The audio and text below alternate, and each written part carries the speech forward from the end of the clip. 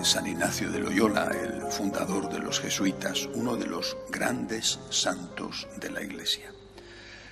Uno de los grandes santos que además llevó a cabo una obra importantísima con la fundación de la Compañía de Jesús, una congregación religiosa que ha dado una gran gloria a Dios y ha prestado servicios inestimables a la Iglesia. Una familia religiosa con muchos santos, por lo tanto, que ha demostrado durante siglos no solo su amor a la Iglesia y al Papa o su capacidad evangelizadora, sino también ser un auténtico vivero de santificación. Tiene problemas hoy la Compañía de Jesús, es verdad, pero no es solo la Compañía de Jesús la que tiene problemas. Tienen problemas también muchas otras congregaciones, por ejemplo, la caída drástica de las vocaciones, y tiene problemas también la Iglesia. Pero fijándonos en San Ignacio, que yo creo que es lo que hay que hacer siempre, ir a los fundadores, porque allí fue donde el Espíritu Santo, en unos hombres más o menos santos, allí fue donde el Espíritu puso la semilla del carisma. Fijándonos en San Ignacio, yo veo algunas cosas que me parece que no hay que olvidar. Primero de todo, esa frase de San Ignacio: en todo pensar y sentir con la Iglesia. La identificación con la Iglesia, que él lo expuso con el llamado cuarto voto de obediencia al Papa, la obediencia. En todo pensar y sentir. Pensar en todo, aceptar la doctrina de la Iglesia. En todo sentir, no solamente aceptar como algo que te viene impuesto de fuera, sino como algo que nace de tu corazón. Pensar y sentir con la Iglesia. Creo que, bueno, si lo hacen o no los jesuitas hoy, no soy yo quien para decirlo, pero ciertamente ese es un gran patrimonio que nos deja San Ignacio y que no es válido solo para los jesuitas, sino que es válido para todos nosotros. En todo pensar y sentir con la Iglesia. Otra cosa importante de San Ignacio, por lo menos que a mí me parece importante, fue su, llamémosle así, espíritu de frontera.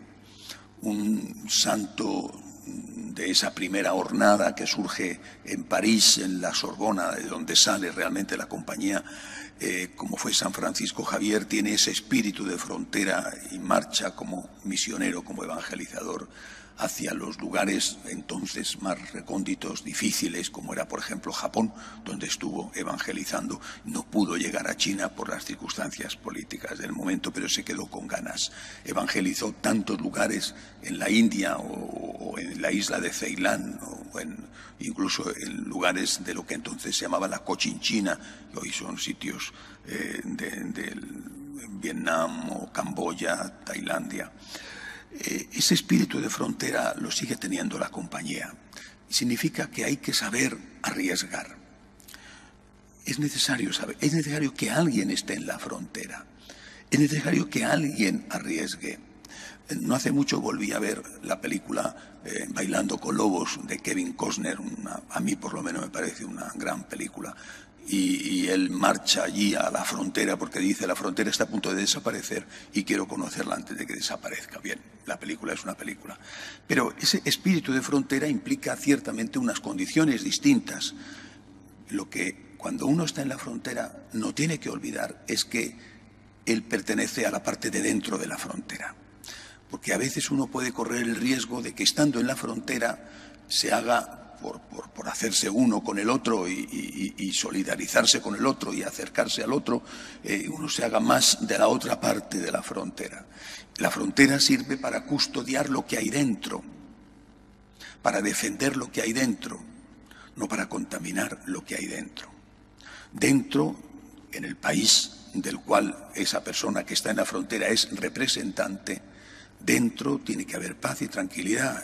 El de la frontera carga sobre él un peso, y un peso muy pesado, heroico incluso, y tiene muchísimo mérito estar en la frontera, porque son condiciones más duras, de riesgo, pero no debe olvidar que es un representante de los de dentro, y que tiene que defender a los de dentro de los que están fuera de la frontera.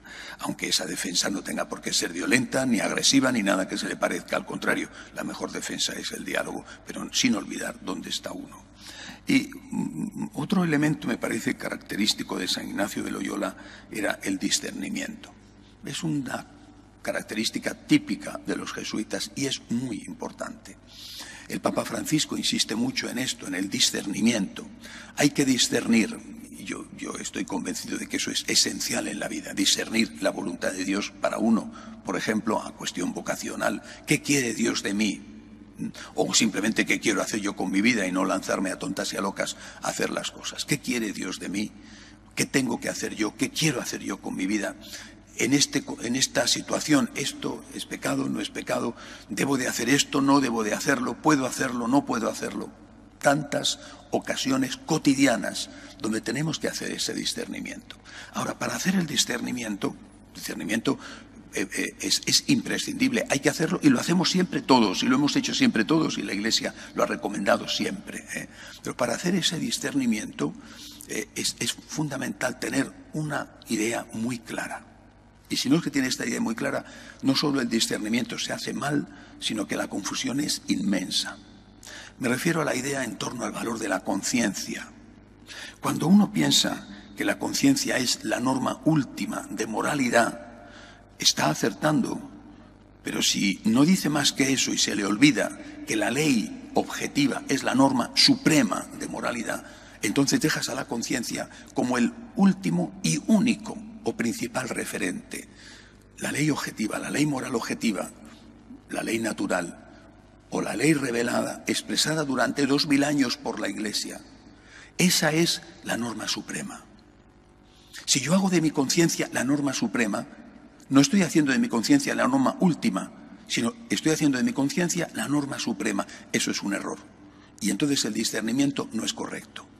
La norma suprema no me la doy yo. Yo no puedo decir por mí mismo qué es bueno y qué es malo.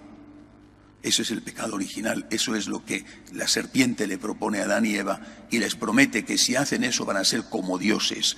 El pecado de la soberbia. Yo no soy quien para decir qué es bueno o qué es malo. Yo tengo mi conciencia, que es la norma última, porque Dios me va a juzgar en función de mi conciencia. Pero esa conciencia está sometida a la norma suprema. Es decir, a esa enseñanza, repito, de la ley natural puesta en el corazón de todos los hombres y después la ley que el Señor ha revelado y que la Iglesia ha recogido y ha transmitido. Si no tenemos esto claro, el discernimiento se convierte en un abuso, con mucha frecuencia. El discernimiento se convierte en un abuso. ¿Yo discierno qué? Yo discierno qué sin tener en cuenta esa norma suprema, pues significa que habrá gente que ponga una bomba, por ejemplo, un terrorista. O otros, como ha sucedido en América, se metan en una guerrilla. Ahí tenemos a algunos curas que se han convertido en guerrilleros y han justificado el uso de la violencia. Yo discierno qué y en función de mi discernimiento decido qué puedo comulgar estando en pecado mortal. Porque el pecado mortal ya no es pecado mortal para mí, porque mis circunstancias... Oiga, ¿qué es lo que enseña la Iglesia sobre esto? Yo creo que eso es lo que tenemos que tener en cuenta, porque de lo contrario, estos grandes dones que constituyen el extraordinario carisma de San Ignacio de Loyola pueden desvirtuarse. Repito, en todo pensar y sentir con la Iglesia, estar en la frontera es un gran don para algunos, no todo el mundo vive en la frontera, pero estar en la frontera es un gran servicio para algunos, que algunos prestan a la comunidad, sin olvidarse que forman parte de esa comunidad. Y en tercer lugar, el discernimiento, que es extraordinario y es imprescindible, tiene que tener en cuenta siempre que la ley moral objetiva es realmente la norma suprema y que la conciencia tiene que someterse y escuchar esa norma suprema. De pie, por favor.